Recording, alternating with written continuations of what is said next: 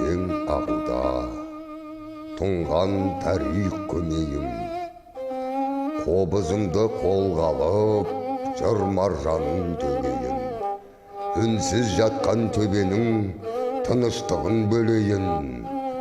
Қатпар таулардың қабырғасын сөгейін. Сағым туған сардала, сыр шертісіп көрейін. Көне заман тарихтың қойнауына енейін. Мұңлық, жарлық туралы аңызды айтып берейін.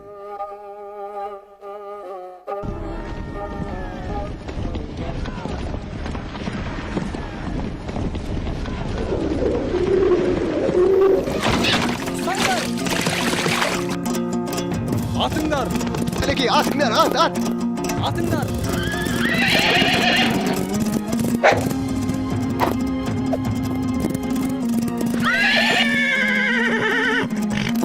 Ханем, қараңызшы! Киіктің мүйізі ай сияқты! Құрышаңдар, енді ол ешқайда қаша алмайды. Жібермеңдер! Атыңдар! О, ғажап! Кімнің тұсынан киік өтіп кетсе, киікті сол адам ұстау керек. Ұстамаса, басы алынады. Ханем, атыңыз! Атыңыз, ханем! Атыңыз!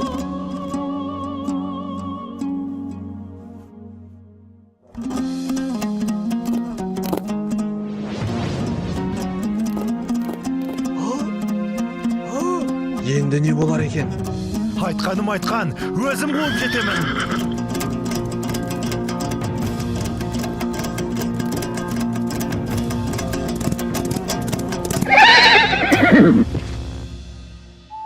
Тұрыңыз, басыңызды көтеріңіз. Сен кімсің?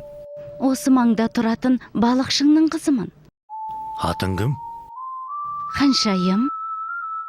Ханшайым деп ханның қыздарын атайды ғой. Білмейм, атымды атам қойыпты. Атаң қайда? Әне, анау жарғабақтың басында. Ал мен қуып келе жатқан киік қайда? Білмейм. Білмеген қалай? Сен ешқандай киік көрген жоқсың ба? Жоқ. Сонда мен далбалақтап өзім шауып келе жаттым ба? Иә. Бәлкім атаң көрген шығар. Атам айтты, әне бір кісі үйге қарай шауып келе жатыр. Қазақ үйге қарай атпен шауып келмеуші еді. Алдынан шықшы деді. Онда атаңнан сұрап көрейін. Ор киіктің басынан қарғып өтуі, басыңа бақтың қонғаны, осында жетіп жоқ боп кетуі, бақытыңды осы жерден ізде дегені. Бұл жерден қандай бақыт іздеуге болады?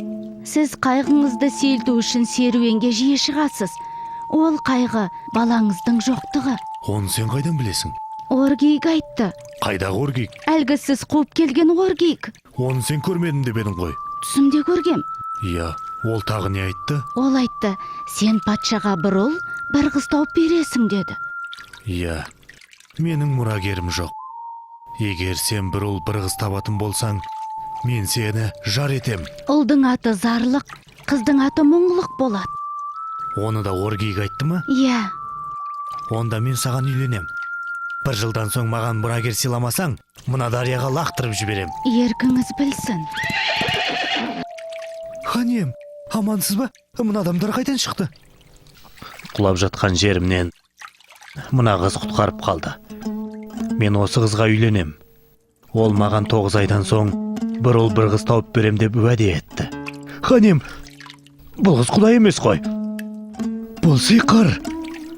Бас уәзір, тойғамна кіріс. 3 күннен соң осы қызды дариямен алып келесіңдер. Той аралына ханшайымның шатыры тігіліп, барлық жөн жоралғысы мен салтанаты жасала берсін. Хоп, тақсыр.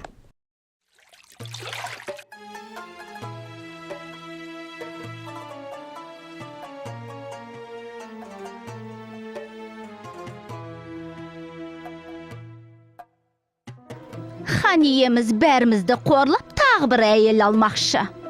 Алпысымыз бірдей бедеу емес шығармыз. Хан кінәні өзінен іздемей ме? Ол қыз перінің қызы дейді. хан иеміздің басын айналдырып сиқырлап тастаған дейді. Егерде ол қыз шынымен бір ұл бір қыз туар болса, онда хан бізді біржолата ұмытады. Бәріміз сол ханшайымның күңіне айналамыз. Масқара-ай! Менде мынадай амал бар.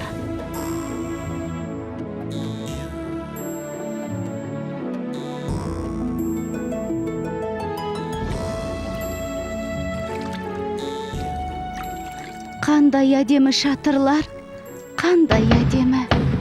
Олар сенің құрметіңе тігілген. Анау ортадағы үлкен шатыр сенің отауың. Менің шатырым, ал анау жағада тұрған кімдер? Хан және оның уәзірлері. Қандай қорқынышты, неткен үрейлі салтанат.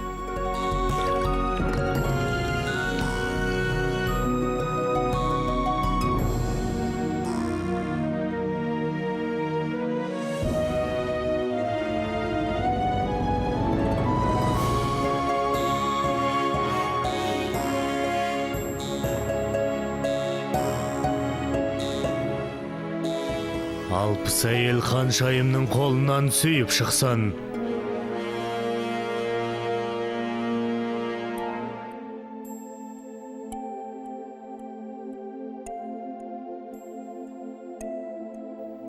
Не болды, хан ием? Неге көңілсізсіз? Ханшайым, мен осы жасыма дейін нәресте баланың дауысын естімеген едім. Сен босанғанда жүрегім қуаныштан жарылып, өліп кетем бе деп қорқам. О не дегеніңіз, хан ием? Бұл сіздің көптен күткен қуанышыңыз емес пе? Менің кәрі жүрегім сондай үлкен қуанышты көтере алмасау. Мен бұлай деп шештім.